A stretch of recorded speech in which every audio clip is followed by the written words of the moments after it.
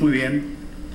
Primero que nada deseo agradecer a los organizadores de este evento que me hayan permitido conocerlos y conocer esta ciudad que realmente, como ustedes dicen, es muy bonita.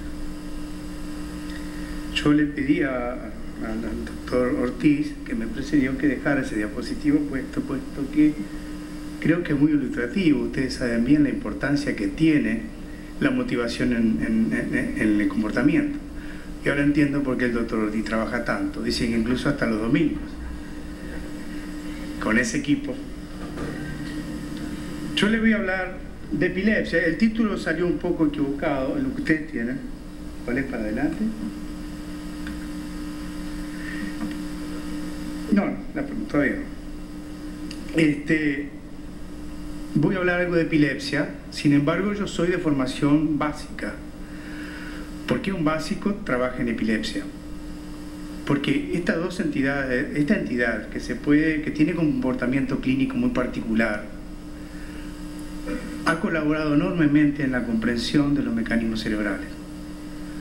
A su vez, el conocimiento y eventual tratamiento de esta entidad se basa muchas veces en mecanismos fisiológicos. O sea que hay un beneficio doble desde el punto de vista de los básicos a la clínica y de la clínica a los básicos.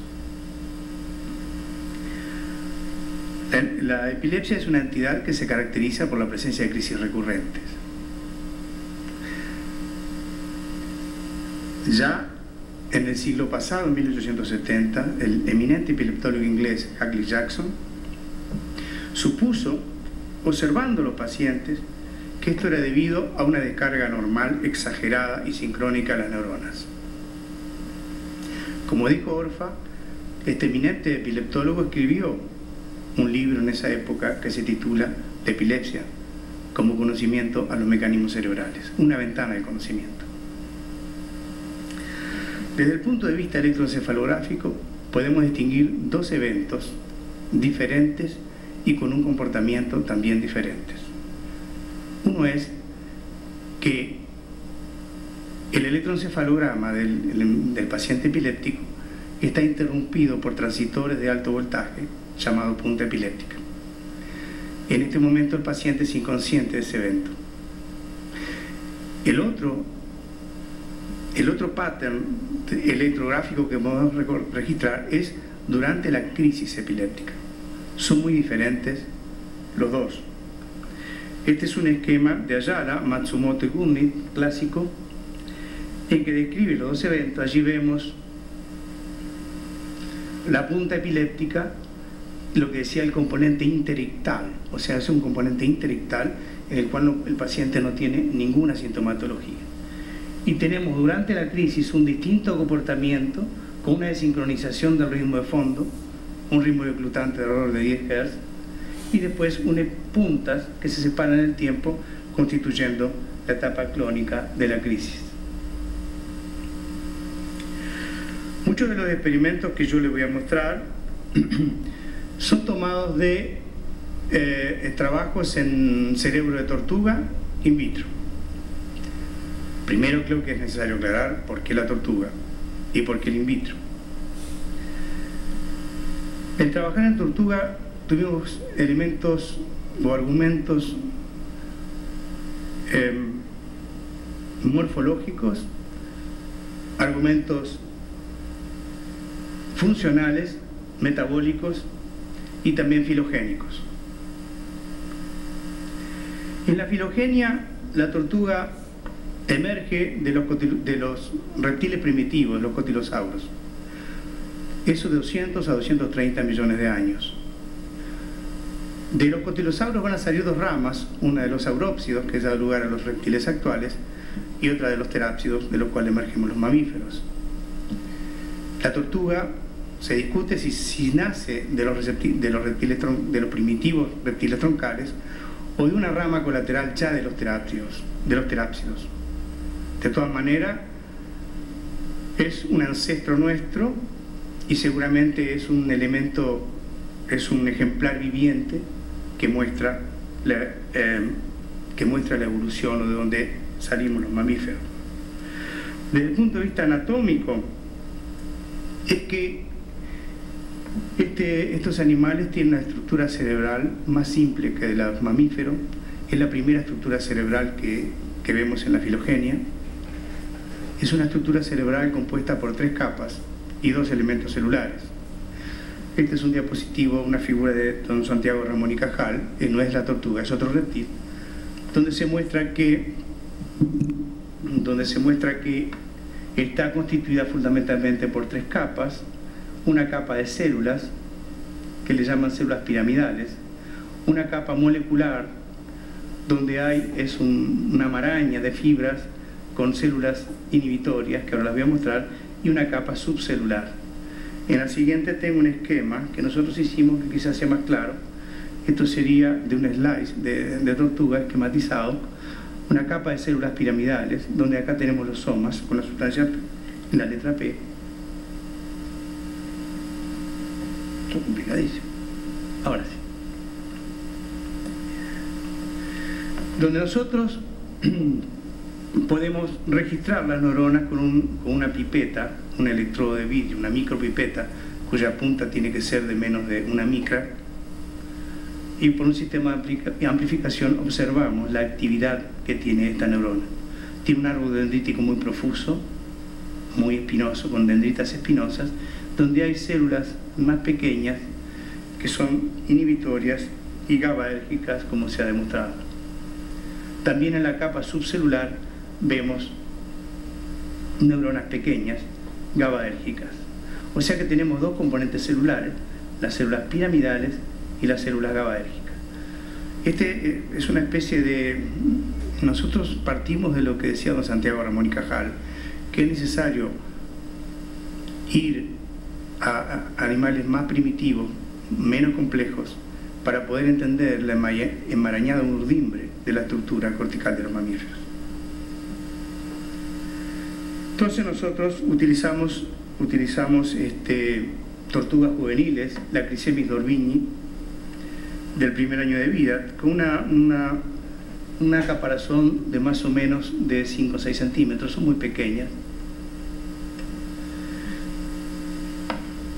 Y nos basamos en el estudio in vitro de estos animales porque son altamente resistentes a la hipoxia. Se ha descrito que pueden sobrevivir semanas y meses en un ambiente de nitrógeno puro. ¿Por qué hacemos estudios in vitro? Los estudios in vitro de hace unas 20 años más o menos, o un poco más, fueron primero realizados por Yamamoto y colaboradores, y dieron un empuje trascendente en lo que tiene que ver con las propiedades neuronales. Ustedes saben que si nosotros cortamos rodajas del tejido nervioso y la ubicamos en un baño, estas rodajas pueden vivir durante varias horas, 10 o 15 horas. El tejido se nutre por difusión porque utilizamos una composición, un ringer, como una composición iónica de cual animal y oxigenado. La ventaja que tiene este preparado es que primeramente podemos controlar perfectamente el medio extracelular. En los experimentos in vivo es muy difícil modificar el medio extracelular. En el experimento in vitro podemos perfectamente modificarlo, la composición iónica o el agregado de drogas. Además, el procedimiento de slicing, o sea, de la formación de la rodaja, rompe las barreras normales que tiene el sistema nervioso para el ingreso de sustancias.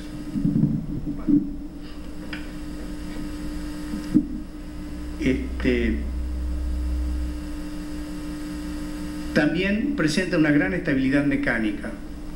Esto tiene como consecuencia que podemos empalar una célula y mantenerla empalada por varias horas, hasta 6-7 horas, con lo cual podemos hacer ensayos farmacológicos con mucha precisión. Ustedes saben que el cerebro in vivo tiene movimientos como consecuencia de la actividad sistólica cardíaca y también movimientos que tienen que ver con los cambios de presión intratorácica ventilatorios. Entonces nosotros trabajamos in vitro con este animal que es altamente resistente a la hipoxia y nos permite trabajar con grandes porciones del cerebro. O sea, podemos trabajar con el cerebro entero, pero habitualmente trabajamos con un hemisferio. Acá tenemos esquematizado un hemisferio izquierdo, donde está seccionado atrás para ver su constitución. Tenemos una protuberancia ventricular dorsal, la corteza dorsal, corteza medial, dorso medial y vasomedial, y el septum. Nosotros, en las figuras que voy a mostrar, todos los registros fueron hechos de la corteza medial. Para ello, nosotros podíamos entrar directamente por la cara ependimaria, pero la cara ependimaria tiene cierta resistencia y se nos rompen las pipetas de registro. Por lo tanto, preferimos registrar a través de la cara intraventricular. Hacemos una sección por la cara lateral del hemisferio y lo abrimos como un libro. Esto lleva a que podemos acercarnos. Acá estaría la corteza medial. Si hacemos esta sección y desplegamos, la corteza medial queda en el piso del sistema de registro y podemos registrar por la capa ependimaria. Aquí ubicamos dos electrodos, uno para el registro del electroencefalograma, aunque el nombre es un poco apropiado, ya lo voy a aclarar, y otro en las adyacencias para el registro intracelular. También colocamos un electrodo de registro que habitualmente lo ubicamos en septum para estimular las fibras aferentes y eventualmente fibras antidrómicas. Este es un registro simultáneo de la actividad de campo, field potential, y del potencial de membrana. Esto es la actividad de campo. La actividad de campo es una actividad arrítmica y de bajo voltaje en este animal, alrededor de los 10-20 microvoltios, que está muy disminuida en la ganancia en amplitud porque aparece este transitorio de elevado voltaje, a lo cual nos vamos a referir ahora. Este es el field potential o actividad de campo, que también, por ejemplo, en el electroencefalograma humano nosotros registramos la actividad de campo de las capas más externas de corteza a través de electrodos ubicados en el cuero cabelludo. Cuando ubicamos el electrodo en la corteza misma le llamamos electrocorticograma. Cuando se registra la actividad eléctrica de las profundidades del cerebro, se suele llamar, algunos autores lo llaman estereoelectroencefalograma. Nosotros preferimos llamar como actividad de campo y a veces por extensión del lenguaje decimos electroencefalograma, aunque por definición no es. ¿Qué es el electroencefalograma? Es consecuencia de la actividad de las neuronas cercanas al electrodo de registro. Ustedes recuerdan que las neuronas cuando se activan generan flujos de corriente. Cuando estos flujos de corriente circulan por el espacio extracelular y van a afectar al electrodo y al electrodo de referencia, al electrodo activo y al electrodo de referencia, o sea, siempre registramos con dos electrodos, se va a crear una diferencia de potencial entre estos dos electrodos, el activo y el de referencia. El electroencefalograma no es otra cosa que los cambios de voltaje en el tiempo que se suceden. Estos cambios de voltaje son debido a la actividad ponderada de las neuronas que rodean al electrodo de registro. ¿Qué quiere decir ponderada? Que cada neurona participa de forma distinta y tendríamos que someterla a algunas constantes para obtener cuál es la influencia que ejercen el electroregistro. Imagínense ustedes que cuando la neurona, a medida que se acerca al electroregistro, su influencia es mayor. A medida que se aleja, su influencia es menor. Con el cuadrado de la distancia va disminuyendo los potenciales. También las neuronas más grandes producen efecto mayor que las neuronas más pequeñas, producen flujos de corriente mayores. Por eso decimos que el electrograma es la actividad ponderada de las neuronas que rodean a nuestro electrodo de registro. Y aquí observamos que espontáneamente aparece un transitorio de alto voltaje, alrededor de 500-600 microvoltios en este caso, que dio mucho que pensar a los primeros autores que hacían registros in vivo con tortugas, porque pensaban que era un artefacto en movimiento. A veces la punta era un poco desincronizada y pensaban que eran debido a usos de sueño. Nosotros con este modelo, este paradigma experimental, pudimos ver que acá tenemos, por ejemplo, en forma simultánea, este es un electrodo ubicado en la extracelular, un electrodo más grande, y acá tenemos una micropipeta inserta en una célula piramidal. La célula descarga en forma espontánea, o sea, tiene actividad espontánea. Esto es muy frecuente. No es tan frecuente en los preparados in vitro porque hacemos una sección de toda la circuitería. Acá, en este preparado, mantenemos casi todos los circuitos intactos. Por lo tanto, vemos mucha actividad espontánea. Ustedes recuerdan que tenemos un potencial de membrana negativo, el interior con respecto al exterior, de distinta magnitud, y alrededor de entre 60 y 80 milivoltios en la neurona. De repente aparece una depolarización, espontánea en este caso, no sabemos la causa. Se llega a un nivel de potencial de membrana y acá aparece esto que es el potencial de acción. Ustedes recuerdan que el potencial de membrana es debido fundamentalmente a las diferencias de concentración iónica del potasio entre el interior y el exterior de la membrana. Pero llegado a cierto nivel, que llamamos nivel de disparo, cambia el comportamiento de esta membrana. De ser una membrana con un alto predominio de potasio pasa a ser una membrana con un alto predominio en conductancia al sodio. La célula se depolariza rápidamente en un circuito con un sistema de retroalimentación positiva, más depolarización, más iones de sodio que se abren, más depolarización, más iones de sodio que se abren. Y esta célula se depolariza, acá estaría el cero más o menos, y esto sería un overshoot. Quiere decir, no tenemos una traducción clara de la palabra overshoot, por eso lo usamos. Eso quiere decir que la neurona se hace positivo en el interior durante cierto tiempo. Por mecanismos que no conocemos en su intimidad, pero sabemos que dependen del voltaje y del tiempo, los canales de sodio que se habían abierto se cierran. Se llama inactivación de los canales de sodio. Ahí se abren entonces canales de potasio que llevan cargas positivas que salen hacia afuera y entonces hiperpolarizan rápidamente la neurona y la neurona vuelve a su potencia normal. Aquí esto se repiten todos los mismos mecanismos y ven acá aparece otra expresión totalmente diferente que la que vimos y que coincide temporalmente con la punta electroencefalográfica. Este complejo, una punta electroencefalográfica con este componente, que está constituido por una onda depolarizante lenta, descrita en los mamíferos entre 20 y 50 milisegundos, pero acá llegan hasta 500 milisegundos en la tortuga, coronado por potenciales de reacción a alta frecuencia, lo describieron muy bien Matsumoto y Aimon Marzano. A pesar de Aimon Marzano es un italiano, don Cosimo, que tuve la suerte de conocerlo, que describieron, utilizando un foco penicilínico en el gato, este complejo. O sea que la punta epiléptica no es otra cosa que una población neuronal muy grande que descarga en esta forma. Ellos le llevaron a esta onda depolarizante lenta paroxisma depolarization shift, que es decir, cambio de polarizante paroxístico, y nos vamos a referir a eso, como dice la literatura, como PDS, o ondas lentas depolarizantes. Quiere decir que la punta epiléptica no es otra cosa que hay una población grande de neuronas que descargan de esta manera burst o brote o salva. Pero lo particular es que una sola neurona que descargue de esta manera no genera una punta epiléptica. Tiene que haber una población muy grande para que se exteriorice a nivel del potencial de campo. Quiere decir que este complejo es lo que le constituye el foco epiléptico. Quiere decir, yo quiero resaltar en esta charla que ustedes se vayan con elementos que quiere decir que el foco epiléptico tiene tres elementos fundamentales que vamos a describir. Neuronas descargando en forma de burst, una sincronización muy grande de neuronas que descargan en forma de burst y cierto grado de desinhibición de la estructura. Esos tres elementos participan y son indispensables para que se genere un foco epiléptico.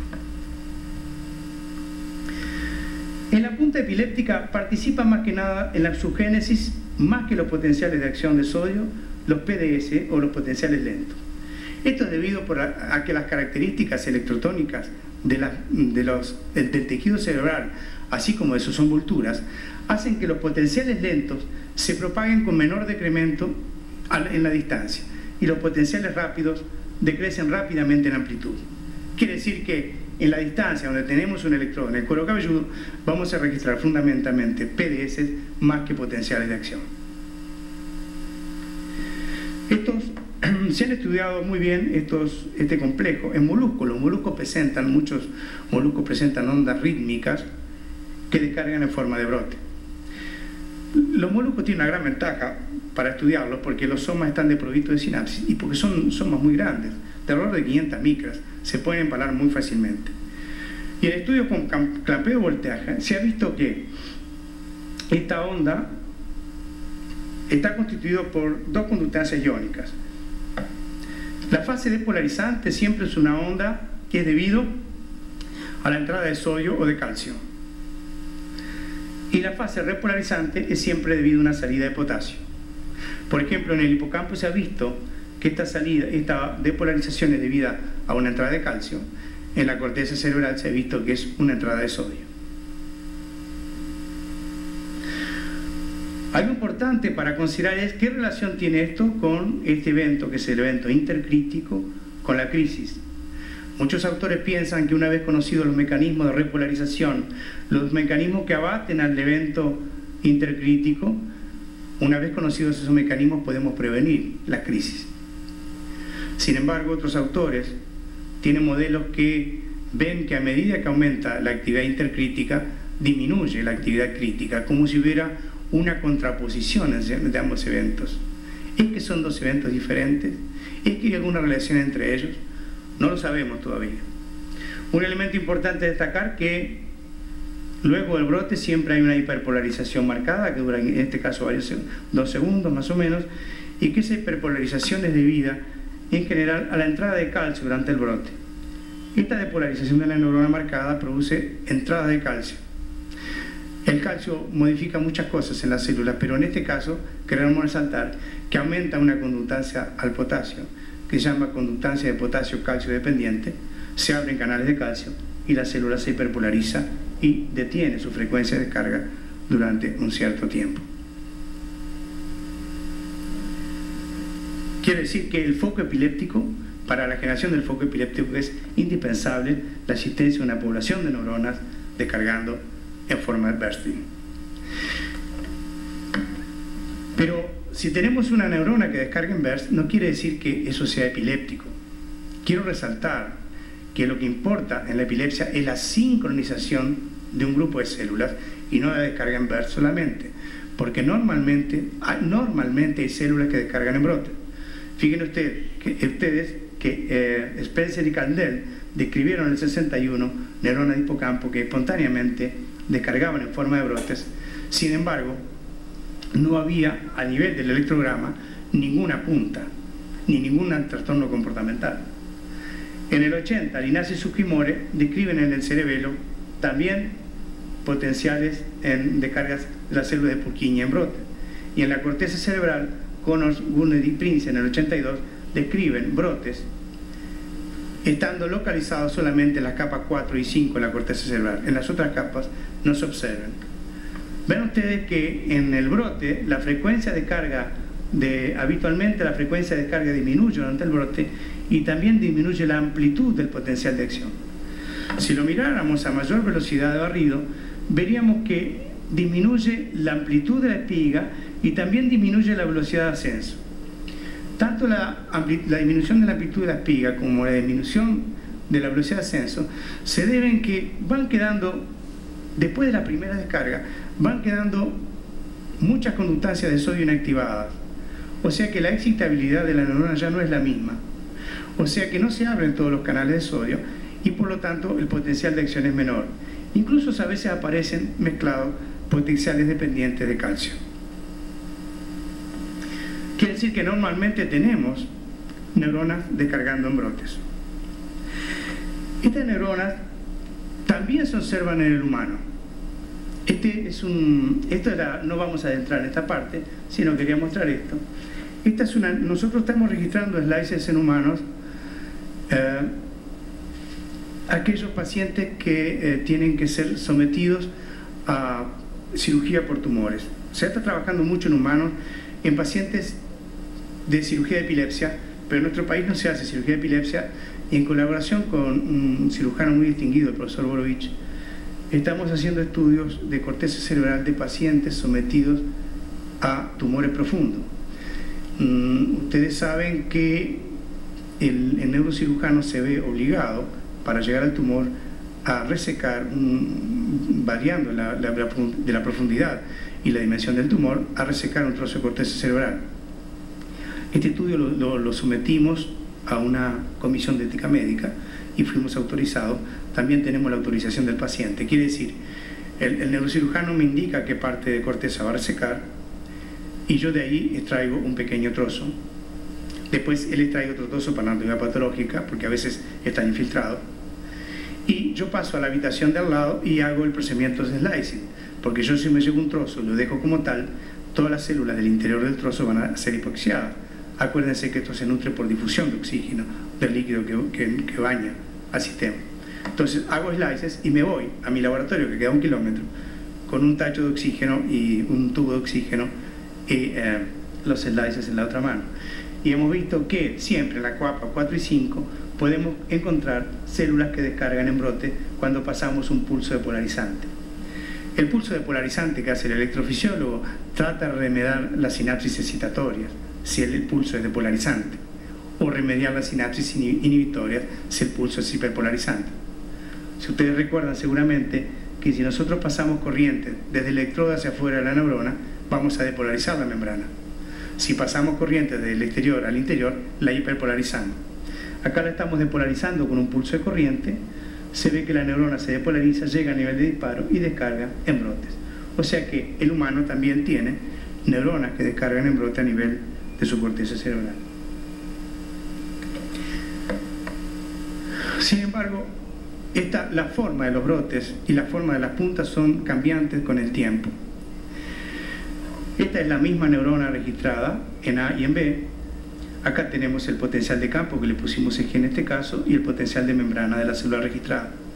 Ven ustedes aquí, es muy similar al anterior, un transitorio de elevada amplitud con un brote subyacente. Acá tenemos otro transitorio de un poco de menor amplitud, pero muy cambiante en su forma, y simultáneamente en esta neurona lo que observamos es una inhibición. La neurona detiene su descarga, se hiperpolariza un poco.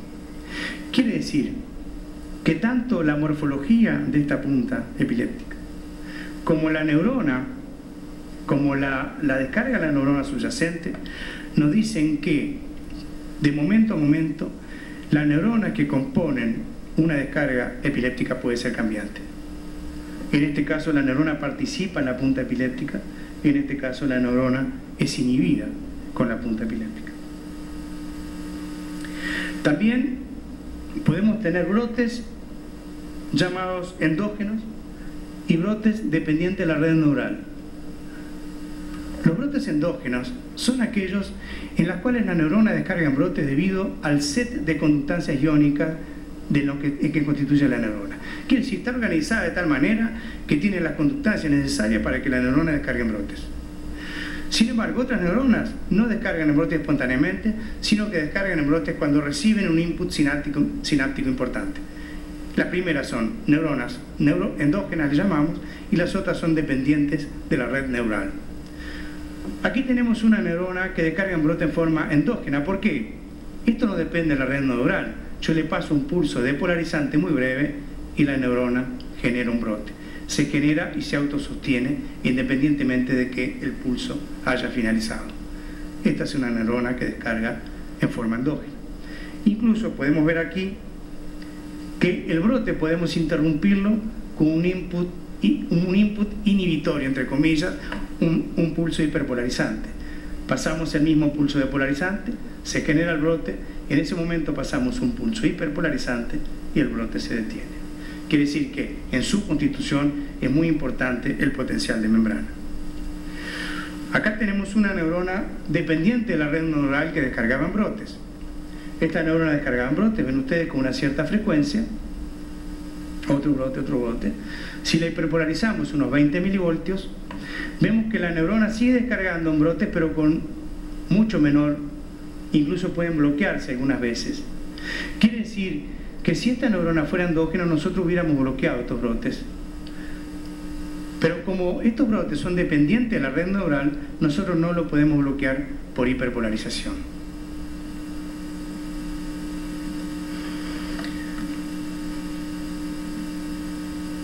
O sea que quiero destacar que es muy importante en el foco epiléptico que una población neuronal descarga en forma de brotes. Y quiero resaltar también que es muy importante que sea una población neuronal que descarga en forma sincrónica. ¿Qué pasa con los axones cuando una neurona descarga en brotes? Esto es muy difícil de registrar en slides comunes porque es muy difícil saber dónde está el axón de la neurona que tenemos empalada. Esto se puede realizar también en moluscos. Este experimento está hecho en un ganglio del caracol, donde se puede registrar el soma de la neurona con un registro intracelular, un registro extracelular y registrar las distintas ramas axonales provenientes de esa célula. Si nosotros le ponemos pentilente trazol a esa célula, vemos que el soma comienza a descargar intensamente y luego se bloquea. Sin embargo, el axón sigue descargando a altísima frecuencia. ¿Qué quiero destacar? Es muy frecuente ver que cuando la depolarización del soma es muy grande, el soma deja de descargar. Esto es debido a que toda vez que se depolariza una neurona, van a ir dos fenómenos concomitantes. Primero, una activación de canales de sodio, pero también, concomitantemente, una inactivación de canales de sodio. Por lo tanto, la neurona deja de descargar. Sin embargo, esta célula está depolarizada y genera flujos de corriente importantes. Esto está depolarizado, esto no. Se generan flujos de corriente importantes que generan potenciales de acción a nivel del cono axónico. Quiere decir que cuando un soma está descargando en forma de brote, su axón descarga a altísima frecuencia, más de 200 Hz habitualmente, más de 200 ciclos por segundo. Esto es un gran mecanismo de sincronización. Imagínense ustedes que, por ejemplo, tenemos idea de que una célula, una neurona del tálamo, va a ser sinapsis con miles de neuronas corticales. Si una neurona talámica descarga en burst, va a haber activación sináptica en miles de neuronas corticales. Eso es un mecanismo de sincronización importante, mecanismo sináptico. Pero hay otros mecanismos que no son sinápticos que vamos a llamar efapsis. La efapsis es cuando una población neuronal descarga en forma sincrónica, genera circuitos de corrientes tales que van a excitar las neuronas adyacentes.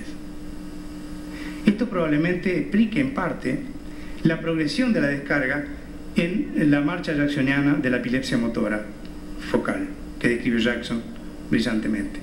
O sea, una neurona va a generar flujo de corriente, un grupo de neuronas va a generar un grupo de corriente importante que va a estimular a las adyacentes y así el foco puede progresar.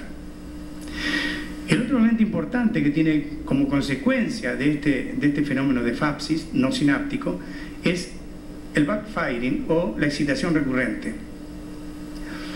Se ha visto con experimentos muy bien realizados en que muchas neuronas talámicas descargan en brotes debido a que hay un foco a nivel de la corteza, que ese foco produce una depolarización de los terminales axonales de la neurona talámica y esa activación se transcurre antidrómicamente hacia el soma, quiere decir desde las terminales hacia el soma.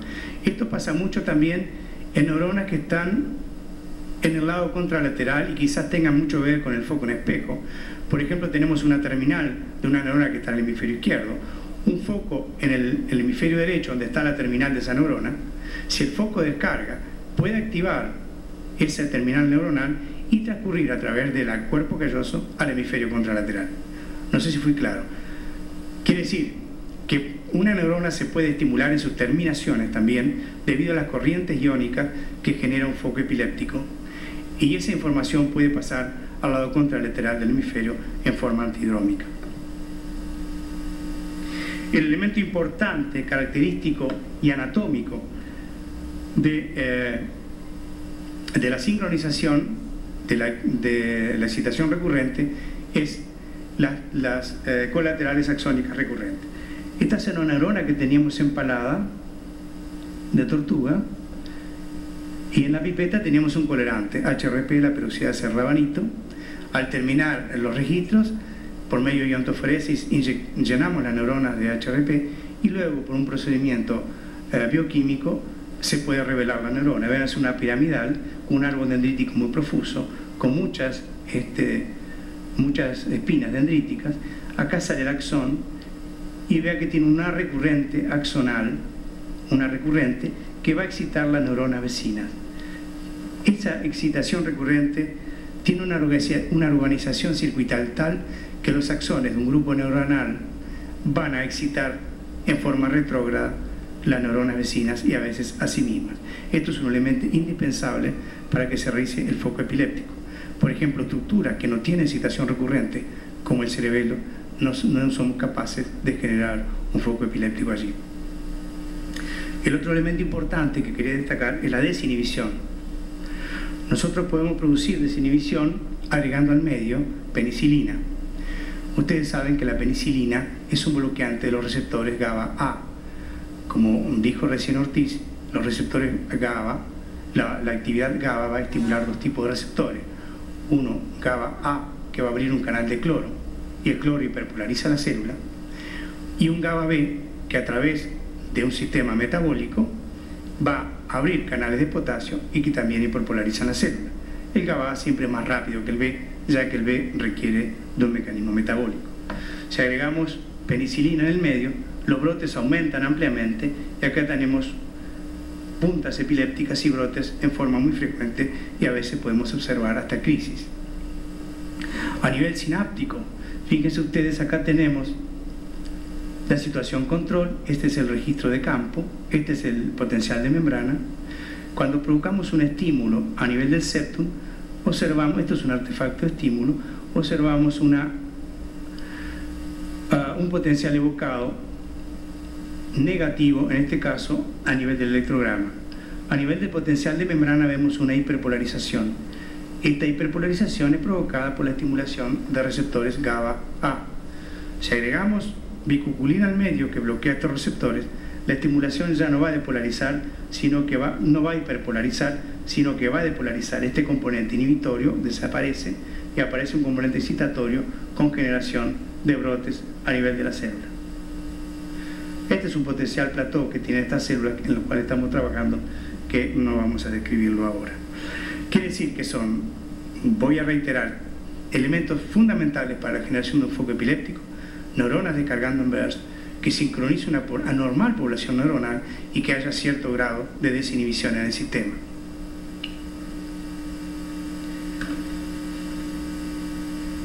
Ahora vemos qué pasa con el microambiente intercelular. Todos sabemos que la disminución de calcio, la disminución de magnesio aumenta la excitabilidad del sistema nervioso, que puede llegar a producir convulsiones o contracciones musculares espasmódicas. Cuando yo era ayudante de clase decíamos que el calcio estabiliza la membrana sin saber lo que quería decir. Pero ahora más o menos sabemos lo que quiere decir. Esto sería un canal, el esquema es tomado de Gile, de un canal que puede ser de potasio, de cloro, de sodio, de calcio, en los cuales tenemos esquematizado en las paredes del canal, la luz del canal con una compuerta y unas terminaciones libres en la afuera del canal. Cada canal tiene 25 a 100 terminaciones libres con cargas negativas libres, cargas negativas fosfatos, carbonatos, sulfatos, que están negativamente libres. Y tiene un sensor de voltaje. El canal no sabemos muy bien, esto es un esquema y está representado, se sabe que está dentro del canal el sensor, no sabemos cómo es el sensor, sino que está dentro del canal. Esto es un canal voltaje sensible. Ustedes recuerdan que hay dos tipos de canales, voltajes sensibles y quimiosensibles. Voltajes sensibles están en todas las paredes de las membranas neuronales y se excitan o se inhiben con flujo o con cambio de potencial de membrana. Los quimiosensibles se excitan no por cambio de voltaje, sino por moléculas químicas y que esos están en el elemento postsináptico en la sinapsis de la membrana. Este es un esquema de los voltajes dependientes. Si nosotros tenemos muchos canales libres, o sea que hay muy poco calcio en el medio ambiente, nosotros tenemos unos 2 milimolares, 2,5 milimolares de calcio en sangre, unido a proteínas la mitad, por lo tanto tenemos 1,2 milimolares de calcio en sangre libre. Si bajamos a 0,5 milimolar, nosotros vemos que las neuronas comienzan a descargar en forma normal. ¿Qué es esto? Que estas terminaciones no saturadas con el calcio o el magnesio engañan al sensor y le dicen que la neurona está depolarizada. Esto es complicado. O sea que el sensor mira la diferencia del potencial entre el interior y el exterior inmediato. Si hay cargas negativas libres acá, engañan al sensor y le dice que la célula está despolarizada. Entonces se activan las conductancias de calcio y de sodio, estimulando la célula. Quiere decir que acá entendemos por qué la disminución del calcio o la disminución del magnesio pueden ser generadoras de actividad epiléptica. Simplemente porque quedan terminaciones libres a nivel de los receptores voltaje dependientes. También es importante la concentración del potasio extracelular. Ustedes saben que cuando la neurona normalmente tenemos unos 3 milimolar de potasio en el medio extracelular. Cuando la neurona se activa, sale potasio hacia el exterior. Cuando se activa mucho, sale mucho potasio al exterior. Y en la crisis convulsiva podemos aumentar de 3 milimolares a 12 milimolares de potasio. Y eso produce una depolarización muy grande de las neuronas. ¿Se acuerdan que dijimos que el potencial de membrana depende de la diferencia de concentración iónica entre el potasio interior y el potasio exterior? Si nosotros disminuimos esa diferencia de concentración iónica, aumentando el potasio exterior, vamos a disminuir el potencial de membrana, vamos a depolarizar la membrana y esta membrana va a comenzar a descargar. Además, todos los mecanismos inhibitorios calcio dependientes se van a disminuir. Además, va a disminuir las terminaciones sinápticas, aumentando la liberación del transmisor. ¿Entienden ustedes que todo aumento de potasio celular va a llevar a que la neurona descargue en forma normal? Y acá tenemos que caer inevitablemente en el papel de la glía. La glía es el controlador fundamental del potasio extracelular. Y muchos autores discuten o afirman que muchas veces el foco epiléptico está constituido por una alteración glial. Sin embargo, la mayor parte de los autores piensan que la concentración del potasio extracelular es consecuencia de la descarga y no causa de la descarga epiléptica. O sea que el microambiente químico y la función glial no tenemos que olvidar en la generación del foco epiléptico. Y acá tenemos lo que podemos ver con este preparado, en el cual, si bien trabajamos in vitro, mantenemos la mayor parte de las conexiones intracerebrales. Es muy difícil lograr una descarga bioeléctrica, una crisis convulsiva bioeléctrica en un slice. ¿Por qué es muy difícil? Porque estamos cortando todas las aferencias axonales. Se cortan todos los circuitos neuronales y volvemos a repetir, la crisis epiléptica no es más que la descarga anormal de una población muy grande de neuronas. Este es un registro con bicuculina, que recordamos que bloquea la sinapsis GABA-A, y vemos esto muy parecido a una crisis epiléptica. Esto dura más de 1 minuto, es una crisis muy parecida a las tónico-clónicas que vemos en el mamífero. Se ve un ritmo reclutante, acá en el asterisco está esto a mayor velocidad de barrido, en el cual se ve un ritmo reclutante de 15 Hz más o menos, en el cual simultáneamente la neurona sufre una gran depolarización y descarga en brotes o en forma iterativa muy intensa. Esto se termina, la neurona se hiperpolariza, pero comienza a haber otras neuronas que descargan en forma sincrónica, incrementándose. Van aumentando el número de neuronas porque va aumentando el potencial extracelular. Esta neurona es reclutada nuevamente y acá tenemos la fase clónica, en la cual clínicamente observamos clonías generalizadas que se corresponden en el tiempo con estos potenciales en brotes. Acá tenemos otra descarga, parecía una fase clónica, en el cual vemos que esta crisis sería una crisis de tipo clónico, aunque no precisamente como la de los humanos. Sufre la neurona una hiperpolarización que dura 110 segundos en este caso. Muy probablemente esta hiperpolarización explique la fase de inactivación que vemos en el electroencefalograma después de una crisis epiléptica. O sea que todas las neuronas estarían muy hiperpolarizadas y había un silencio eléctrico electrocortical. ¿Qué es lo que nosotros le estamos preguntando a este modelo? Primeramente, no sabemos muy bien qué relación hay entre el elemento intercrítico y el crítico. Nosotros pensamos que este modelo nos puede dar una idea muy clara de qué es lo que pasa en estas neuronas entre el evento intercrítico y el evento crítico. Todavía no tenemos resultados claros. Vean ustedes que esta neurona no cambió su patrón de descarga. Yo pienso que en este momento esta descarga fue inducida por otra estructura que no nació en esta zona. O sea, tengo que estudiar primero dónde se generan los focos e ir allí con este paradigma para ver el comportamiento de las neuronas entre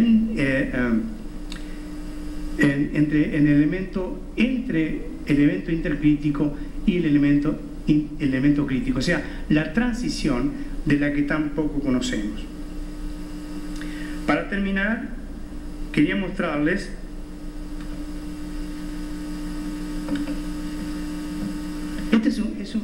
muchos de ustedes son médicos o estudiantes de medicina y lo saben mejor que yo. Este es el electroencefalograma que se observa durante una crisis de petit mal que ya fue mencionado.